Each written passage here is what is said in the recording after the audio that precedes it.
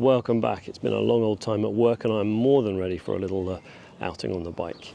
You join me on a lovely Saturday in May and I'm about to head down to the West Country for a quick overnight camp. Bike is loaded and ready. Got the new luggage. Couldn't fit the tent in the back, so that's bungeed on there. Here is where you're going to sit.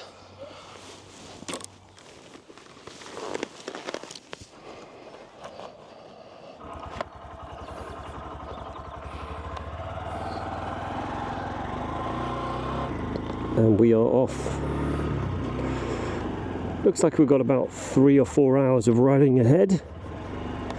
But that's the nice thing about a camping trip, it's a whole day affair. You don't have to think about turning back halfway so it doesn't get too late. What a nice way to start the trip, heading over Earlswood Lakes Reservoir. On the way down, I'm travelling through Cheltenham and Gloucester and past Bristol. Hoping to check out the helicopter museum at Weston Supermare today and then ride through Cheddar Gorge. So stay tuned if that sounds like fun. I'm happy to have you with me. You can do it.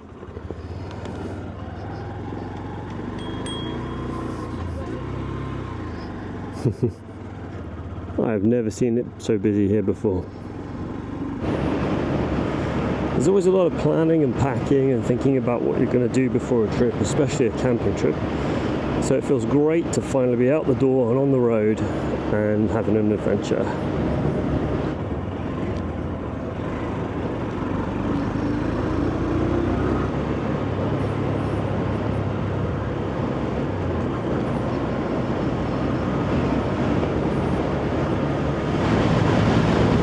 Tell you what, the new luggage feels really good already. I carried this much stuff last time in a duffel bag on the back and the bike was a bit top heavy. I can tell the bike's heavy by the note of the engine and the acceleration, but the balance is absolutely fine. Having the weight lower down on the panniers, closer down to the centre of gravity is brilliant. You don't feel the weight at all when it's upright, except of course that you accelerate a bit slower. I'm going to be sticking to A roads for this trip. I'm not too interested in motorways, so enjoy the ride. So we've ridden through Studley and past Cofton Court, which is a lovely National Trust place. Well worth a visit if you're down this way. Oh, we're going slowly. Just some temporary roadworks.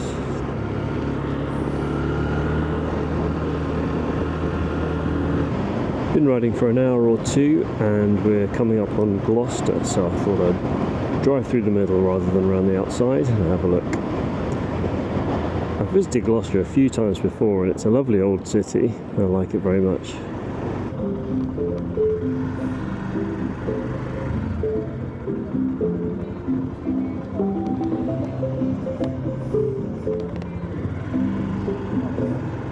So here's the Gloucester Historic Docks. New development turned all these old warehouses into flats and shops and things. I think it might be the Tall Ships Festival at the moment.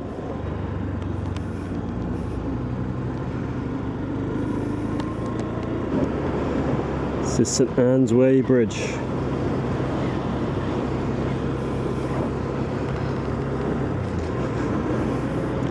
Alright, looks like about 2 hours of riding left to go.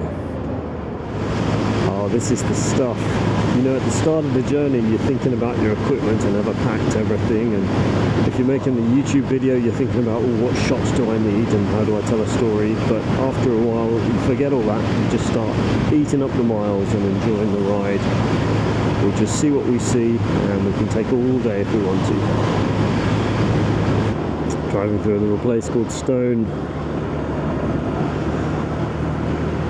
We're on the A38 heading towards Bristol.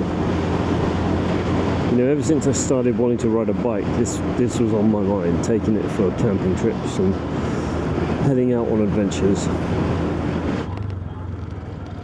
Oh dear, what's this? It always amazes me that horses would prefer to ride in the trailer standing up. I guess they don't know what's going on. Poor things. What, here? Really? Ooh, nice. I don't know why Google Maps brought me down here, but why not, eh? What? Here? Okay. Alright. No foot down.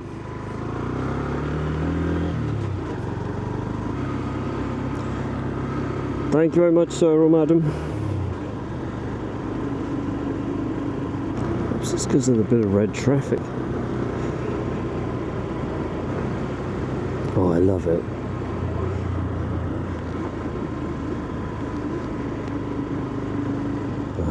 Here we go.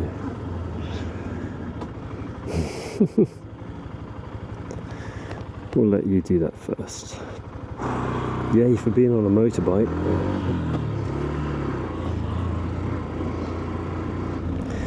We're in a place called Filton, which seems to be the home of, Airbus. That seems to be a bit of an Airbus. Now, I can't remember if I've ever been to Bristol or not. I'm surprised if I haven't, but I can't remember ever going. So maybe today's the day. Let's see if there's an easy way in. These are some odd little roads here that seem to only be for buses and bicycles and motorbikes. It clearly said motorbikes on the sign, but the rest of the cars can't come down here. Interesting.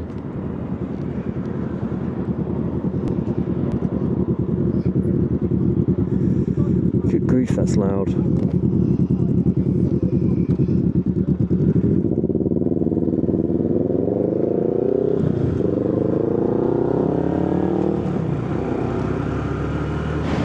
That means we've got 1 hour and 18 minutes remaining.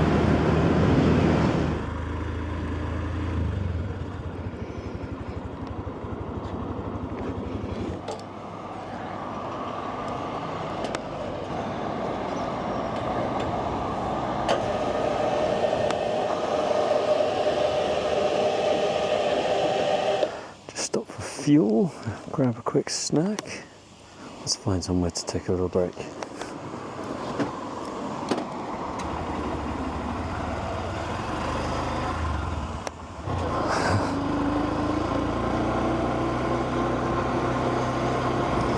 I thought that guy was a detectorist for a minute there, but it's actually a weed whacker he's got.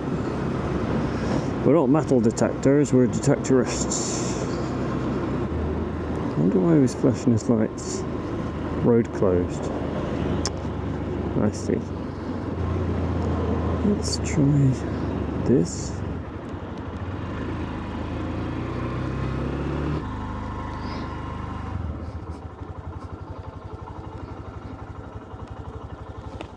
Oh yeah. Lost. There's a road closed up ahead. Oh right, okay. I'm trying to find somewhere. I'll turn back. Thanks. What's all this? Ooh.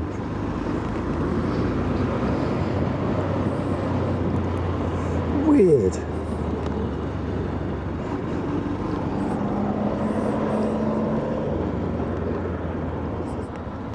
Look at this cool market.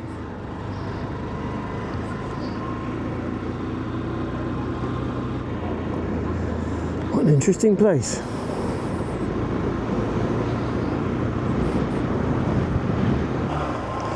Ah yes, being a motorbike, we love it.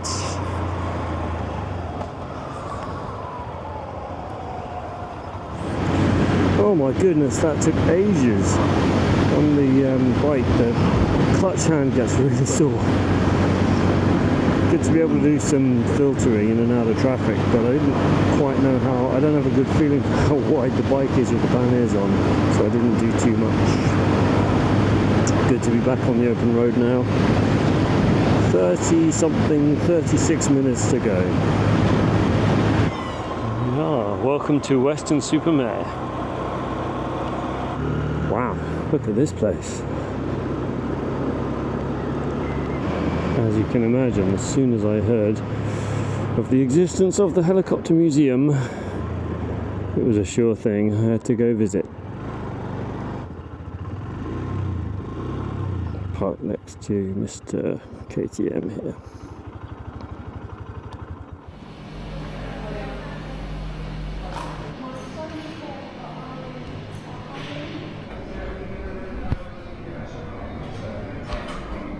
I am not an expert on helicopters, but I've always found them fascinating. I remember being a kid and having a favourite, which was the Sea King helicopter. It was usually yellow, used for search and rescue at the time. I don't think they still use them anymore. But what you don't perhaps appreciate from photos is the huge range of size. We've got a tiny Robinson R22 here, which is just about big enough to sit 2 people in the cockpit. Right next to this Olympic helicopter, which looks as big as a plane. It's like a passenger jet. This is called a Sud Super Frelon, which was built in 1967.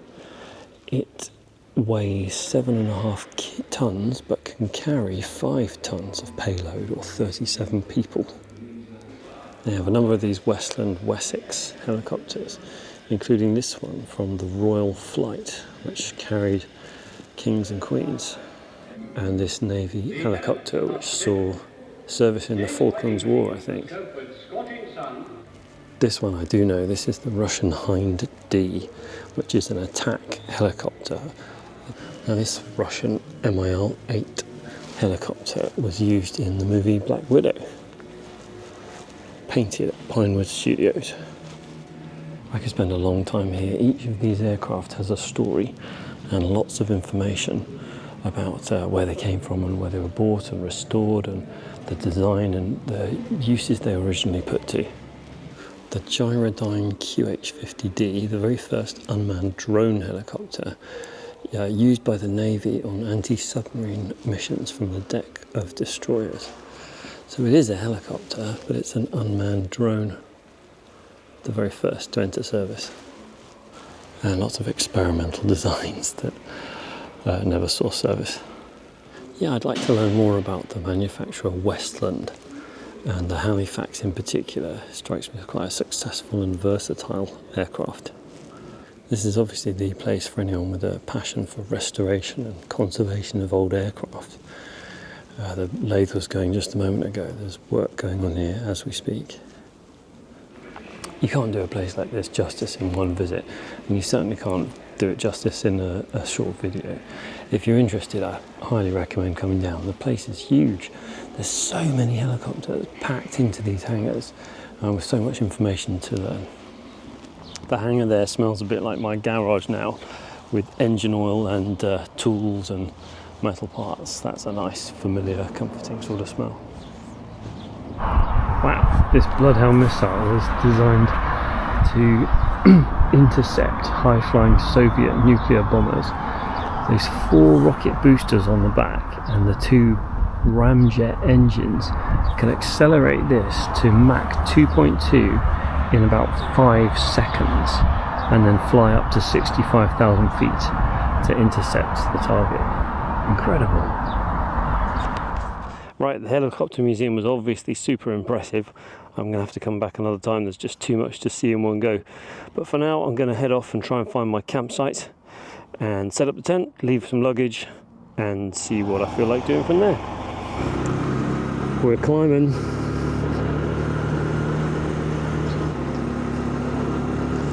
Or on those windy, climby roads you only get when you're pretty close to the natural beauty spot that you've chosen to camp in. What's this place?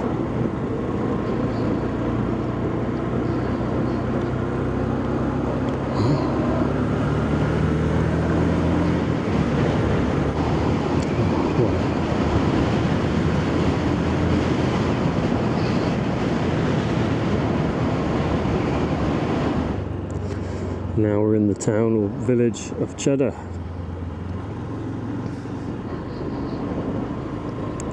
Can't go that way.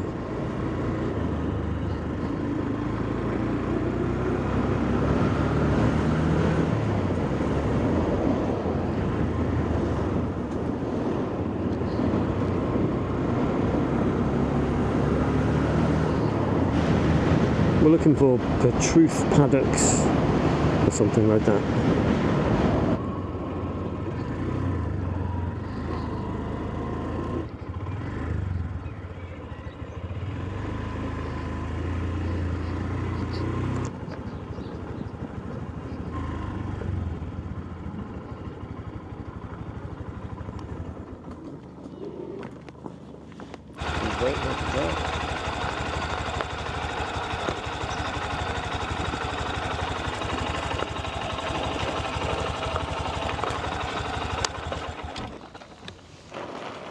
How's it going? Good, how are you? Yeah, good. Were you looking for a quiet evening? Yeah, quiet spot.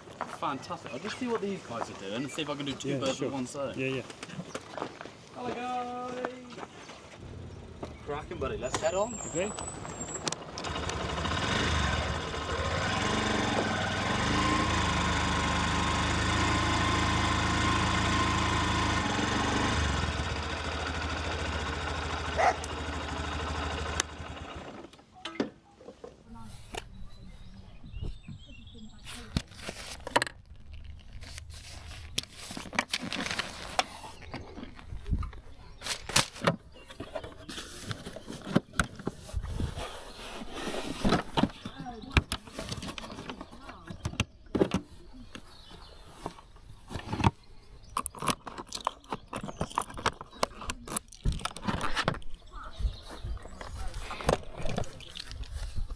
Petruth Paddocks looks like a nice campsite, friendly people and a nice welcome.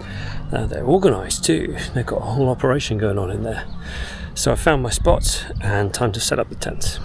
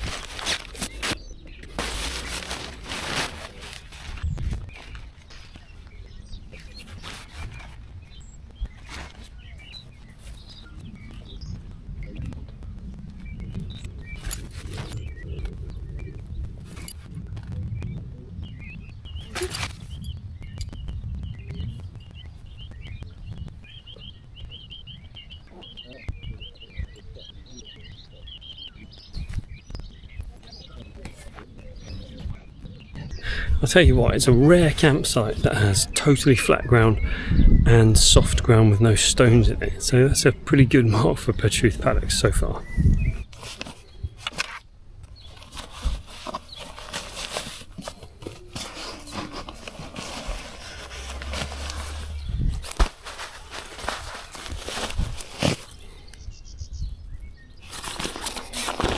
And my tip for the X bed is open up the pump valve, let that foam bit recover for a while, and the pump will work a lot better.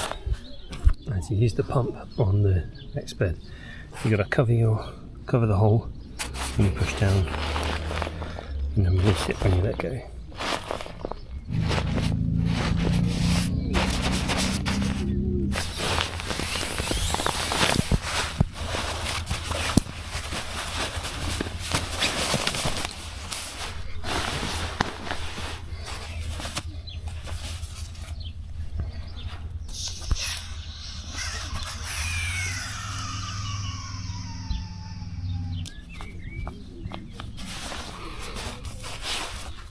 I tell you what a great campsite. They've got a van over there that serves breakfast in the morning and another van that cooks Thai food in the evening. So I forgot lunch today because I was having so much fun, so I got myself a little snacky snack before I head out.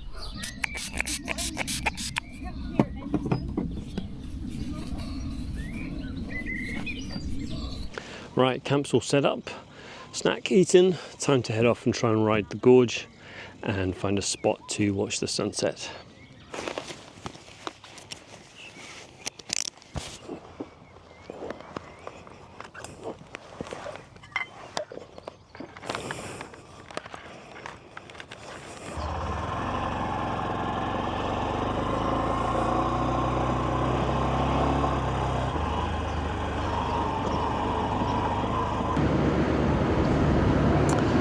What a beautiful evening. I'm heading west into the gorge. Good evening, sir.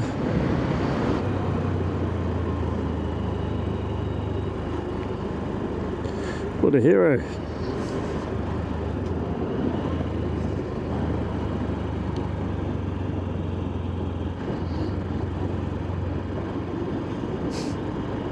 I don't know if you saw her t-shirt, but every day is a bad hair day when you are riding a motorbike. Oh, look at this.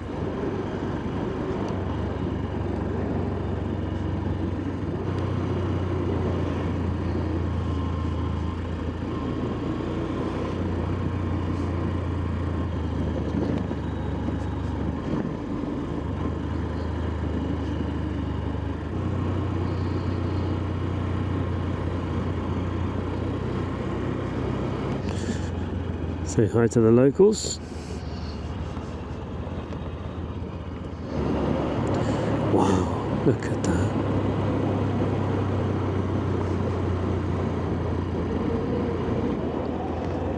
Oh my god. That must be the tallest bit. The bit they said's 137 meters high. Slowly down.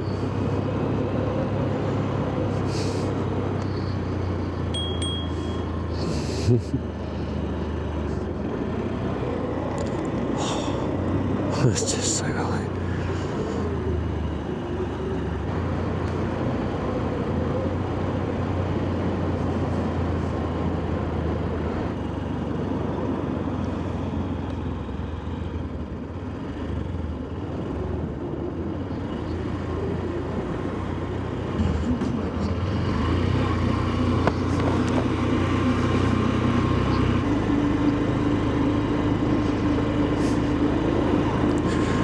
Cheddar Gorge is a spectacular cut in the Mendip Hills. Its highest is 130 something meters deep. Spectacular cliff faces. In the caves here is where the oldest complete remains of a human being were found, said to be 9,000 years old, called Cheddar Man.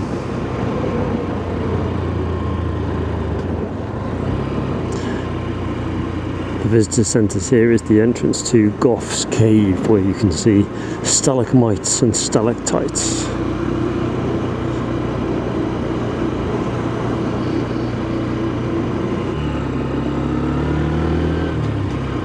There you go, my people.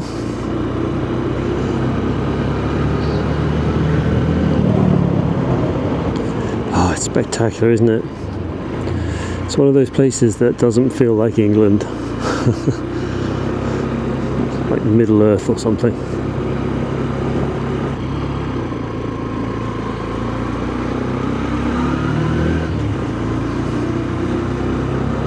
Oh man, that's dedication. I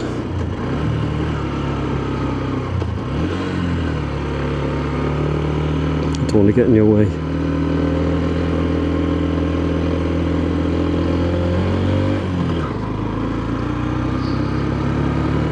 It's so quiet in the evening. I think it's one of those places people come for a day trip.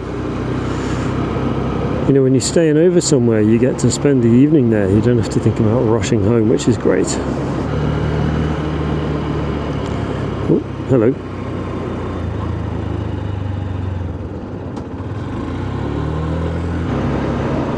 Oh, rock climbing. Ah, that's a fun ride. Yes, that's the end of the gorge.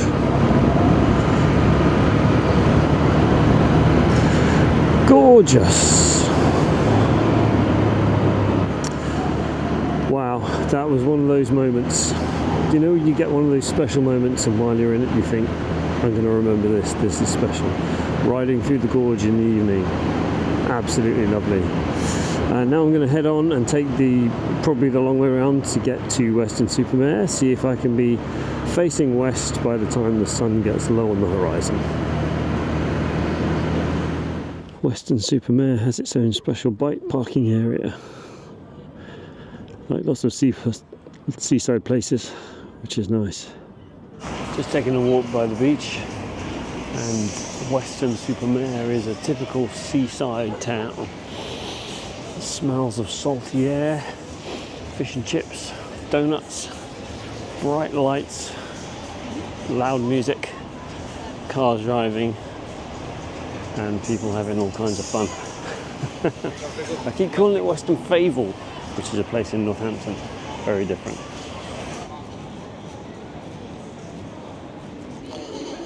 Walking down the Grand Pier.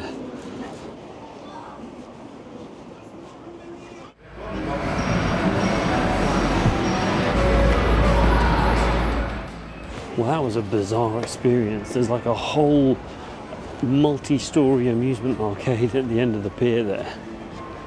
It was loud. I am feeling some spots of rain, and it doesn't look like we're going to get that much of a sunset even if I stay long enough. So I'm going to head back towards the campsite, grab a bit of grub, and settle down for the night. It's going to rain heavily by the time I get back to the campsite, so I'm not going to stop. I'm just going to head off and get myself in the dry ASAP. So it's about 9:30 and I'm back in the tent. Unfortunately, what with the rush to get back and the rain starting and get in, I did something a bit stupid. I dropped the bike. I propped it on its side stand to take the boxes off, and the sand sank into the mud. It's now on a nice piece of paving slab, so it'll be fine. I don't think any damage is done really, just the lock on one of the boxes, which I can fix, no problem. Learning all the time. Well, the rain may be annoying, but the sound it makes is lovely.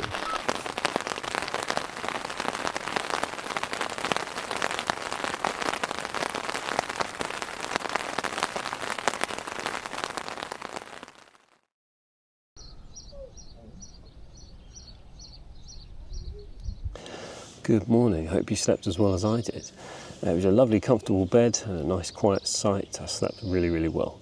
It did rain all the way through till night. I only stopped at about 5 in the morning, but even that sounds nice. Let me fill you in on the drama of last night. When I got back to the campsite, I was in such a rush to get off the bike and get things in and get things dry that I made the stupid mistake of putting the bike on its side stand on the wet grass, and the stand sunk into the ground. The bike fell over. I've only dropped that bike once before on the driveway, and I was as pissed off with myself this time as I was then. Doesn't seem to be much damage, just one of the locks on the panniers, but I've already looked up the part from GV I can get for 20 quid and fix it in no time. So, not a big problem. The annoying thing is I had the tin lid in my high-vis jacket ready to put under the side stand, but I'd taken the high-vis off and I thought it'll be alright for a second. So there's my tip. Put something under your side stand if you're on soil or grass, even if it's just for a minute. Or get one that screws on so it's always on there. This is what you really want. This is where it went the last time. Right, the weather forecast has changed a bit and we're looking at some pretty nasty weather from late morning onwards. So I'm going to pack up and hit the road and get home early afternoon or so. But first, coffee.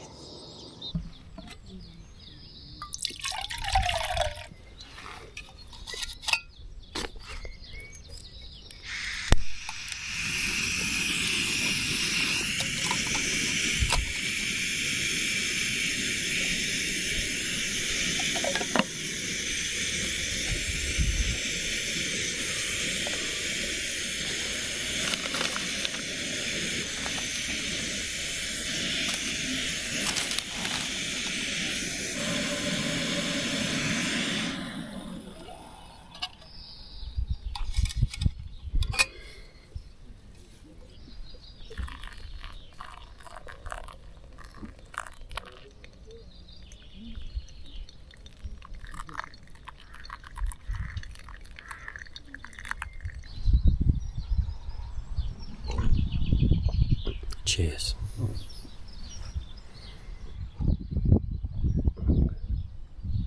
Everything's just drying over here a bit while I finish packing away.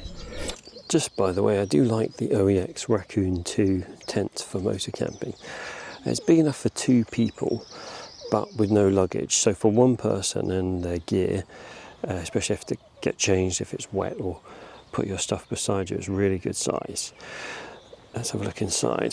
So big enough for two side by side, but like I said, not really any gear.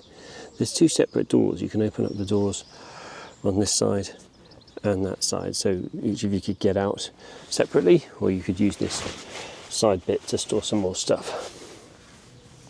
It's a good height. You can sit up in here and get changed and things, which a lot of the little backpacking tents don't let you do. Oh, my souvenir from the museum yesterday. Right, just time to pack up the tent and then I will hit the road.